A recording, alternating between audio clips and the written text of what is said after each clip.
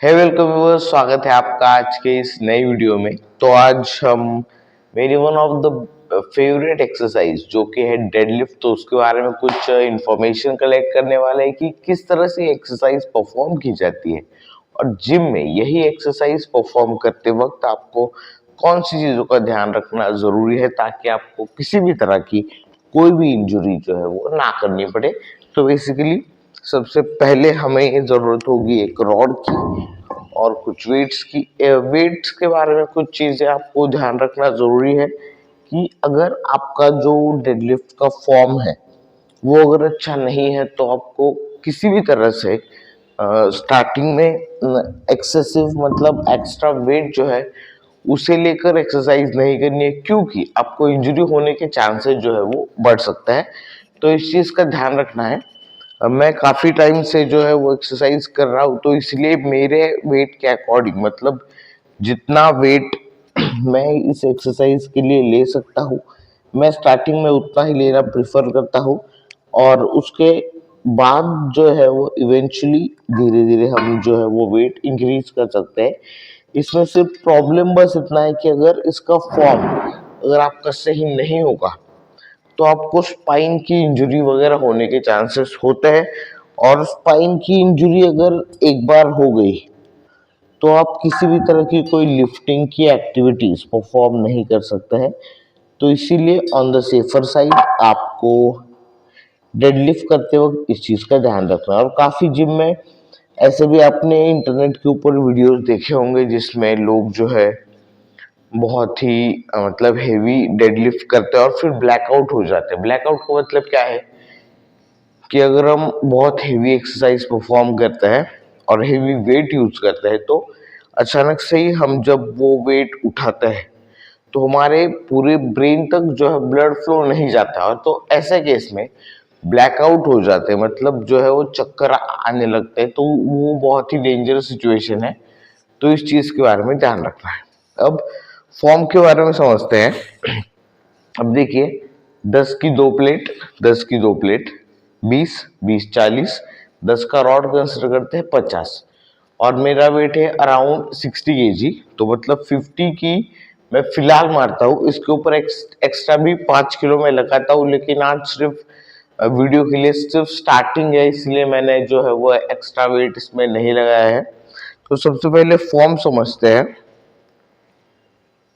तो फॉर्म में आपको लेग्स जो है अब इस बार के थोड़ा थोड़ा सा क्लोज जो है वो रखने हैं। इसमें भी दो आपको अलग अलग वेरिएशंस मिलेंगे।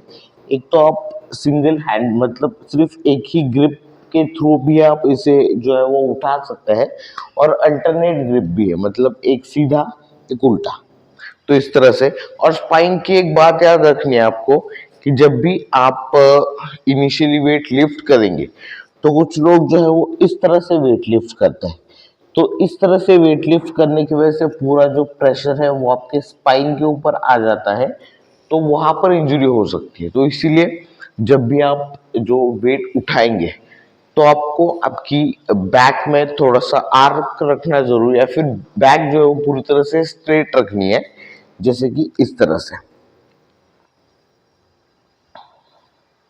अब यहाँ पर एक ग्रिप, उल्टी एक ग्रिप, पूरी तरह से चेस्ट बाहर, पूरी बॉडी टाइट, एंड देन आपको परफॉर्म करनी है आपकी लिफ्ट।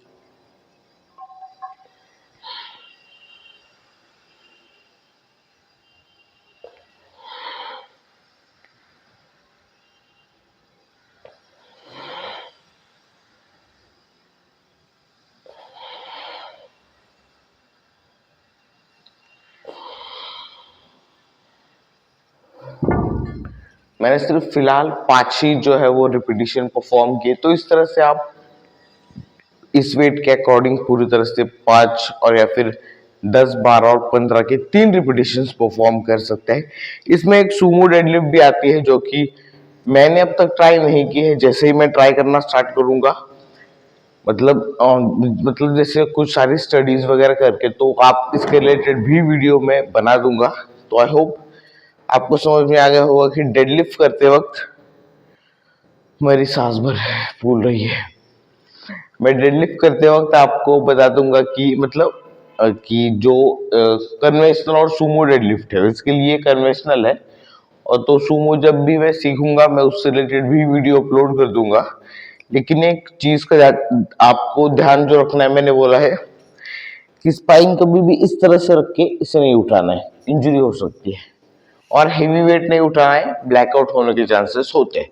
तो आई होप वीडियो समझ में आ गया होगा क्या क्या डेडलिफ्ट एक्सरसाइज, और बेसिकली ये जो एक्सरसाइज है वो हमारी ओवरऑल डेली एक्टिविटीज में बहुत ज्यादा इंपॉर्टेंस जो है वो प्ले करती है, क्योंकि हमें डेली एक्टिविटीज में भी वेट उठाना होता है। तो इसलिए कोर स्ट्रेंथ, अपर बॉडी पूरी तरह से, बैक मतलब पूरी जो है वो अच्छी अगर स्ट्रांग होगी तो आपकी जो डेली एक्टिविटीज है वो भी आप अच्छी तरह से कर सकते हैं। तो इसीलिए मेरी ये one of the favourite exercise है। तो आई होप थोड़ी बहुत इंफॉर्मेशन मिली होगी।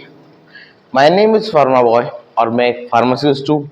मिलते हैं ऐसे किसी एक नए वीडियो के साथ। Till then, bye bye.